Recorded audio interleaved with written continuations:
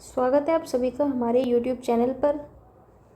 तो आज की क्लास में हम बात करेंगे स्थानीय प्रशासन से रिलेटेड जो भी प्रीवियस ईयर के क्वेश्चन पूछे गए हैं उनको आज हम डिस्कस करेंगे। तो देखिए, वीडियो शुरू करने से पहले आप जो चैनल है उसको सब्सक्राइब कर लें ताकि जो वीडियोस हैं आपको टाइम टू टाइम जो है नोटिफिकेशन मिल जाए। तो ज़रूर सब्सक्राइब कर लें। अब देखते हैं हमारा पहला सवाल। तो पहला सवाल है, पंचायती राज व्यवस्था है ग्रामीण स्थानीय स्वशासन, स्थानीय सरकार या फिर स्थानीय प्रशासन की। ठीक है, तो यहाँ पे जो करेक्ट आंसर हो जाएगा आपका वो हो जाएगा आपका ग्रामीण स्थानीय स्वशासन, यानी कि जो पंचायती राज व्यवस्था है वो क्या है आपके ग्रामीण स्थानीय, यानी ग्रामीण स्तर पर क्या है, ग्रामीण विकास के लिए जो है एक निकाय है। ग्रामीण स्थानीय स्वशासन अथवा पंचायती राज जो है भारत में स्थानीय स्वशासन को राज्य सूची के अंतर रखा गया है। किस में रखा गया है इसको? राज्य सूची के अंतर्गत। तो पहला हमारा इम्पोर्टेंट पॉइंट क्या है यहाँ पे? राज्य सूची। इसके अलावा अगर हम बात करें, गवर्नर जनरल वायसराय जो था लॉर्ड रिपन ने सबसे पहले 1882 में जिला बोर्ड, ग्राम पंचायत एवं न्याय पंचायत का प्रस्ताव पेश कर देश में क्या है, स्थानीय स्वशासन की ठोस बुनियाद रखी। इस कारण जो रिपन है उसको देश में स्थानीय स्वशासन का पिता कहा जाता है। क्या कहा जाता है? रिपन को स्थानीय स्वशासन का पिता, क्योंकि उन्होंने क्या किया था, 1882 में जिला बोर्ड, ग्राम पंचायत और जो न्याय पंचायत है उनका प्रस्ताव पेश किया था। बात करते हैं अगले सवाल की। निम्न संवैधानिक अनुच्छेदों में से कौन सा अनुच्छेद पंचायत के बारे में 73वें संशोधन द्वारा जोड़ा गया? यानी कि कौन सा आर्टिकल? 243 से 243O, 243 से 243T या 243 से 243ZA या फिर 244 से 244P। तो इसका करेक्ट आंसर हो जाएगा आपका 243 से 243O, यानी कि इन आर्टिकल्स में क्या है, आपके पंचायती राज के बारे में है। तो 73वां संविधान संशोधन अधिनियम 1992 के द्वारा संविधान के अनुच्छेद 243 से 243O तक को 9वें भाग के रूप में जोड़कर किस में रख दिया गया? इसको 11वीं अनुसूची के अंतर्गत। और जबकि जो नगरीय निकाय की हम बात की थी हमने, उनको किस अनुसूची में रखा गया था? 12वीं अनुसूची में। व्यवस्था को एक तरीके से सांविधिक दर्जा जो है प्रदान किया गया, सांविधानिक दर्जा या आप कह सकते हैं संवैधानिक दर्जा जो है प्रदान किया गया। तो आर्टिकल कौन सा है आपके? 243 से 243O। कौन सा भाग है संविधान का? 9वां भाग। और अनुसूची कौन सी है आपकी? 11। अब देखते हैं अगला सवाल। भारत के संविधान में निम्नलिखित में से कौन सा संशोधन पंचायती राज व्यवस्था को संवैधानिक दर्जा प्रदान करता है? 75वां, 73वां, 71वां या 72वां? तो इसका करेक्ट आंसर हो जाएगा आपका 73वां, यानी कि जो 73 नंबर का संविधान संशोधन था वो क्या था कि जो पंचायती राज है उनको क्या प्रदान किया गया? संवैधानिक दर्जा प्रदान किया गया। अब देखते हैं अगला सवाल। किस आर्टिकल के तहत पंचायतों को संवैधानिक दर्जा दिया गया? 221, 227, 243 या फिर 241? तो इसका आपका करेक्ट आंसर हो जाएगा 243, यानी कि जो आर्टिकल है आपका 243 उसके तहत क्या है, पंचायतों को क्या मिला? संवैधानिक दर्जा। अगला सवाल है आपका, भारतीय संविधान की कौन सी अनुसूची पंचायतों की शक्तियों से संबंधित है? 3री, 4थी, 10वीं या 11वीं?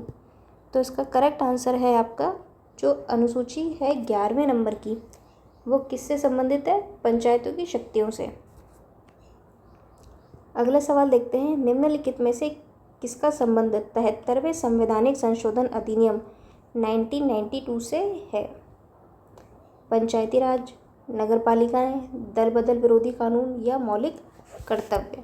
तो इसका सही आंसर हो जाएगा आपका पंचायती राज, यानी कि जो 73वां संवैधानिक संशोधन है, जो एक्ट है आपका 1992, किससे रिलेटेड है? वो पंचायती राज से। अगला सवाल देखते हैं। तो देखिए इस सवाल को या तो डिलीट किया गया है या इसका आंसर जो है चेंज किया गया होगा। तो एक बार हम क्वेश्चन देख लेते हैं। संविधान की जो पंचायती राज व्यवस्था के 73वें संशोधन के अनुसार कौन से कथन सही है? तो ये वीडियो के मेंस में पूछा गया सवाल था। पंचायती राज संस्थाओं में अध्यक्ष के कम से कम 2/3 पद महिलाओं के लिए आरक्षित हैं। 73वें संविधान संशोधन द्वारा 11वीं अनुसूची को संविधान में जोड़ा गया। मध्य प्रदेश 73वां सांविधानिक संशोधन लागू करने वाला पहला राज्य था। या फिर 73वां संविधान संशोधन अधिनियम 24 अप्रैल 1994 से लागू हुआ। अब हम बात करते हैं इसकी एक्सप्लेनेशन की। तो देखिए इसमें लिखा हुआ है यहाँ पे कि जो विकल्प 3 है वो गलत है और इसमें क्या दिया गया था? बोनस अंक दिया गया था। तो 16 सितंबर 1991 को जो पीवी नरसिम्हा राव की सरकार थी, उन्होंने क्या किया? जो पंचायती राज के संबंध में 73वां संविधान संशोधन विधेयक लोकसभा में प्रस्तुत किया। कब? 16 सितंबर 1991 को।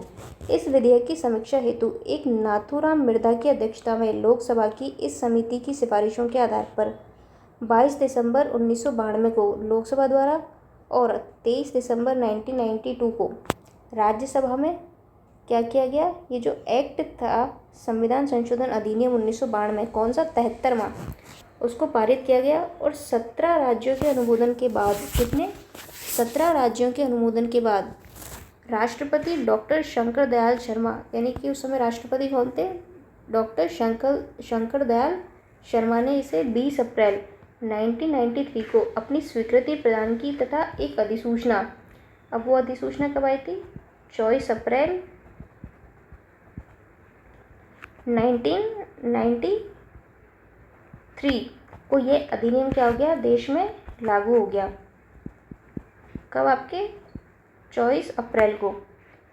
इसलिए हम क्या है 24 अप्रैल को क्या मनाते हैं? पंचायती राज दिवस, क्योंकि तब से ये लागू हुआ था। कब? 24 अप्रैल को। अगला सवाल देखते हैं हम। निम्न में से कौन सा कथन पंचायती राज संस्थाओं के बारे में सही नहीं है? तो देखिए इसमें भी बोनस अंक दिया गया है, तो हम इसकी एक्सप्लेनेशन की बात कर लेते हैं। इसमें जो विकल्प 2 और 4 हैं वो क्या है? गलत दिए हुए हैं। ग्राम पंचायत में चुनाव लड़ने के लिए जो न्यूनतम उम्र है वो कितनी है? 21 वर्ष। तो देखिए यहाँ पे कितनी दी हुई है? 18 वर्ष। तो ये स्टेटमेंट भी यहाँ पे गलत है। और 73वां संविधान संशोधन विधेयक कब लागू हुआ था?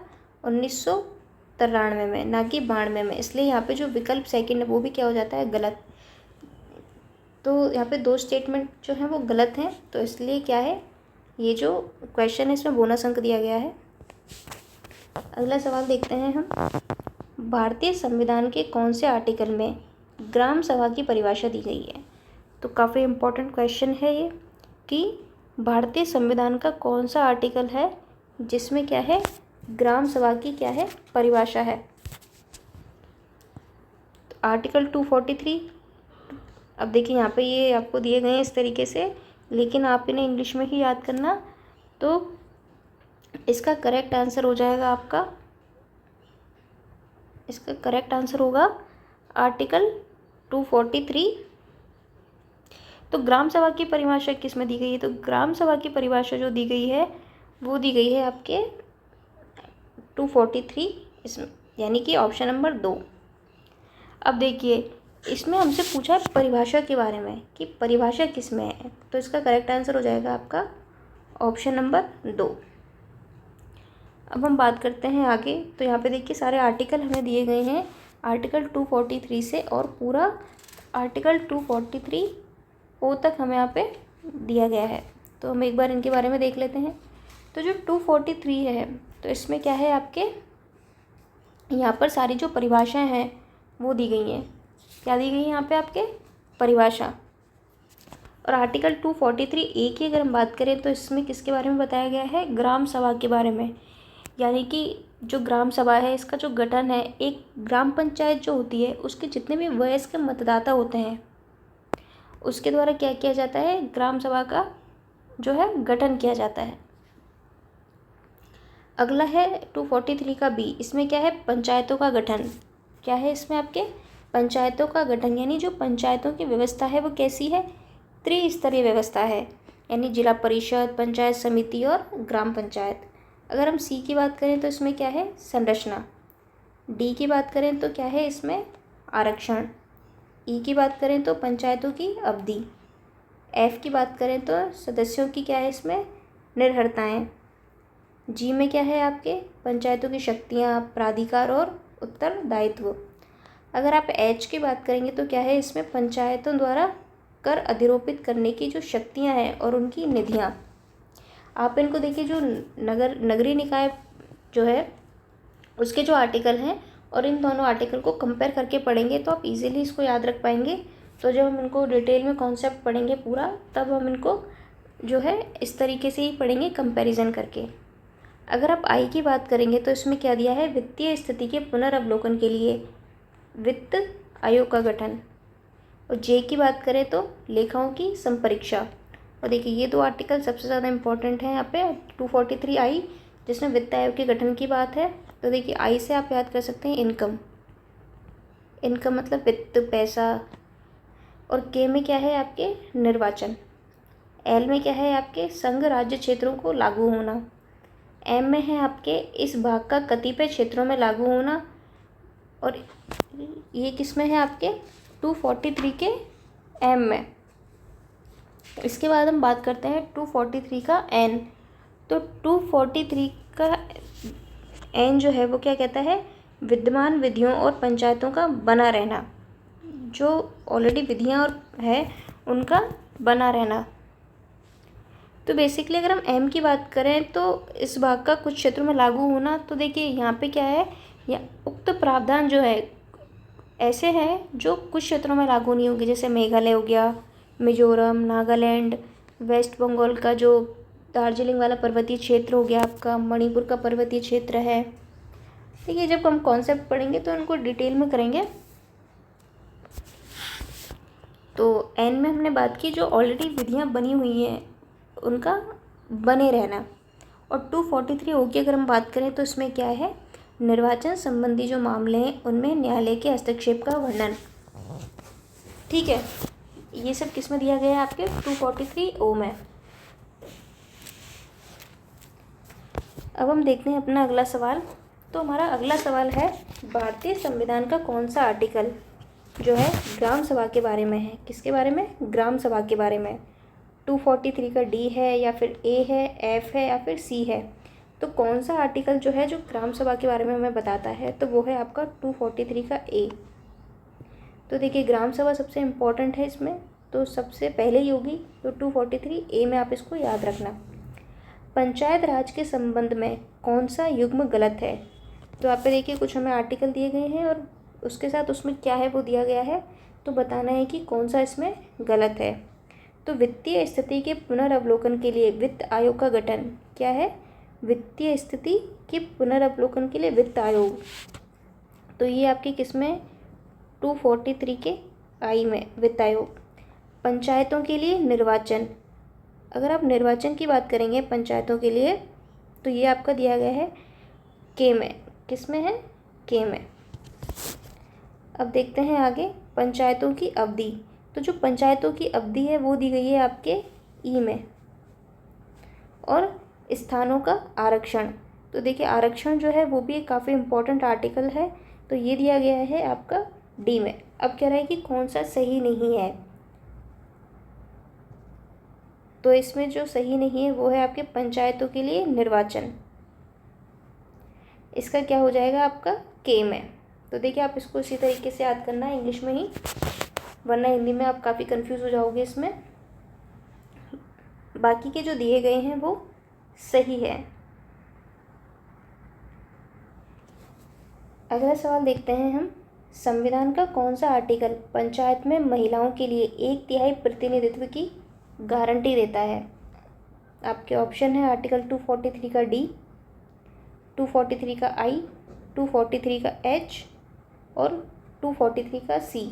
तो यहाँ पे आपका करेक्ट आंसर हो जाएगा 243 का डी। डी में क्या है आपके आरक्षण की बात की गई है। आई में मैंने आपको बताया था इनकम यानी वित्त आयोग के बारे में इसमें बात की गई है। एच की अगर हम बात करें तो एच में बात की गई है जो टैक्स अधिरोपित करने की जो शक्तियाँ हैं उसके बारे में। क्या है? टैक्स। अब बात करते हैं अगले सवाल की। निम्नलिखित में से किस वर्ष राजस्थान पंचायत अधिनियम अधिनियमित हुआ तथा पूरे राज्य में ग्राम पंचायतों की स्थापना हुई? 1954, 1952, 1973 या फिर 1953? तो इसका जो सही आंसर हो जाएगा वो हो जाएगा आपका 1954। आधुनिक राजस्थान के गठन से पहले भी राजस्थान की विभिन्न देसी रियासतों जैसे कि जोधपुर हो गया, बीकानेर, जयपुर हो गया, सिरोही, भरतपुर, उदयपुर और करौली में क्या था? पंचायती राज कानून बनाए गए। ऐसा नहीं है कि इसी जो एक्ट आया उसी के थ्रू, इससे पहले भी क्या है, राजस्थान में जो रियासतें थी उनमें भी क्या थे? पंचायती राज कानून बनाए गए। राजस्थान में अगर हम बात करें तो बीकानेर जो ऐसी पहली देसी रियासत थी जहाँ पर 1928 में ग्राम पंचायत अधिनियम जो है पारित किया गया, और जो ग्राम पंचायतें हैं उनको क्या किया गया? एक तरीके से वैधानिक दर्जा दिया गया। राजस्थान पंचायत अधिनियम 1953 भारत के संविधान के आर्टिकल 40 में उल्लिखित दर्शन को ध्यान में रखते हुए बनाया गया था। यानी कि आर्टिकल 40 किस में दिया हुआ है? ये DPSP जो है उसमें आर्टिकल 40 किससे रिलेटेड है? पंचायतों से रिलेटेड। तो राजस्थान पंचायत अधिनियम की अगर हम बात करें 1953 की, तो भारत के जो संविधान का जो अनुच्छेद 40 है उसको ध्यान में रखते हुए बनाया गया था। 1953 में विधानसभा द्वारा पंचायती राज अधिनियम 1953 पारित कर दिया गया, जिसे 1 जनवरी 1954 को अधिनियम का स्वरूप दे दिया गया, और पूरे राज्य में क्या हुआ? ग्राम पंचायतों की स्थापना की गई। अब देखिए यहाँ पे क्या है कि 1953 में क्या हुआ कि जो विधानसभा है उसने जो एक्ट है इसको पारित कर दिया, और 1 जनवरी 1954 से ये बन गया आपका एक्ट। अब देखिए, लेकिन इसको संवैधानिक दर्जा कब प्राप्त हुआ? तो संवैधानिक दर्जा जो है इसको बाद में प्राप्त हुआ था, लेकिन ये एक्ट के रूप में तब तक काम कर रहा था। अगला सवाल है हमारा, राजस्थान में पंचायती राज के संदर्भ में निम्नलिखित कथनों में से सही विकल्प का चुनाव करें। तो हमें यहाँ कुछ स्टेटमेंट दिए गए हैं, हमें बताना है कि कौन से स्टेटमेंट जो है यहाँ पे सही हैं। जोधपुर, भरतपुर, जयपुर, सिरोही, उदयपुर और करौली रियासतों ने पंचायतों पर कानून बनाए। पहला स्टेटमेंट, बीकानेर राज्य का अपना ग्राम पंचायत अधिनियम बहुत पहले 1928 में था। 1949 में राजस्थान पंचायत अधिनियम बनाया गया और पूरे राज्य में ग्राम पंचायतों की स्थापना की गई। तो अभी हमने डिस्कस किया कि ये कब बना था? आपका 53 में एक्ट आया था, और इसे लागू कब किया गया था? जनवरी 1954 में, ना कि 49 में। तो यानी कि यहाँ पर आपके स्टेटमेंट 1 और 2 ही क्या होते हैं? करेक्ट होते हैं। देखते हैं अपना अगला सवाल। कथन सही नहीं है। तो देखिए 2024 में ही पूछा गया सवाल है, तो कह रहा है हमसे कि कौन सा जो स्टेटमेंट है वो सही नहीं है। 4 स्टेटमेंट हमें यहाँ पे दिए गए हैं, तो देखते हैं अब कौन सा स्टेटमेंट जो है वो गलत है यहाँ पर। पहला है आपका, बीकानेर राज्य का 1928 से भी पहले का खुद का ग्राम पंचायत एक्ट था, पहली बात। दूसरा, राजस्थान पंचायत समिति तथा जिला परिषद अधिनियम 1959 के अंतर्गत पहले चुनाव जो थे सितंबर-अक्टूबर 1959 में आयोजित हुए। ऑप्शन 3 है आपका, पंचायती राज व्यवस्था का देश में उद्घाटन सबसे पहले तत्कालीन प्रधानमंत्री जवाहरलाल नेहरू द्वारा 2 अक्टूबर 1959 को नागौर, राजस्थान में किया गया। चौथा स्टेटमेंट है आपका, 1952 में राजस्थान पंचायती राज अधिनियम लागू हुआ और पूरे राज्य में ग्राम पंचायतें स्थापित की गई। तो इसमें जो स्टेटमेंट है जो गलत दे रखा है वो है आपका ऑप्शन नंबर 4। बाकी के जो स्टेटमेंट है वो क्या है? आपके सही हैं। देखते हैं अगला सवाल। राजस्थान में पंचायती राज पद्धति को अपनाने की तिथि है।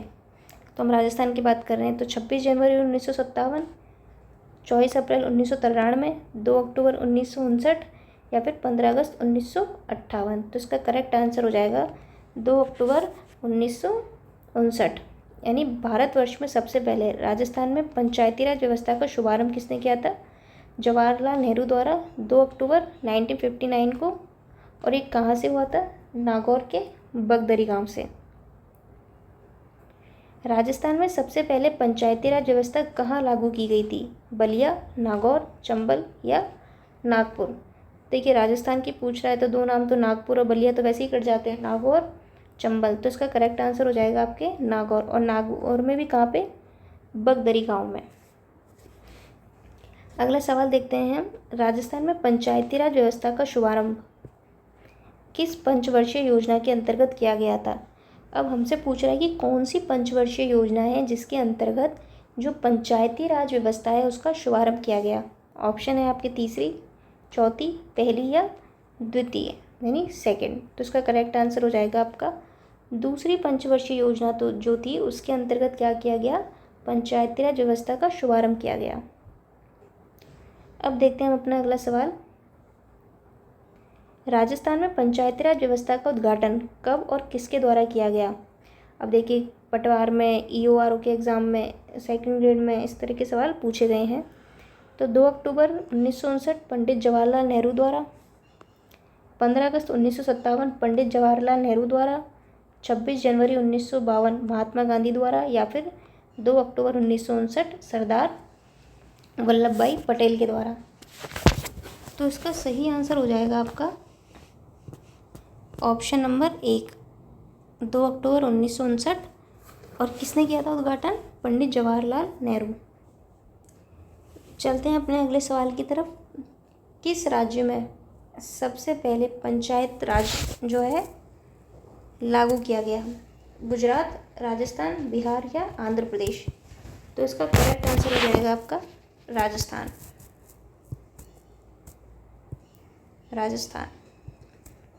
नेक्स्ट क्वेश्चन है हमारा, राजस्थान में पंचायत राज संस्थाओं का मध्यवर्ती स्तर कौन सा है।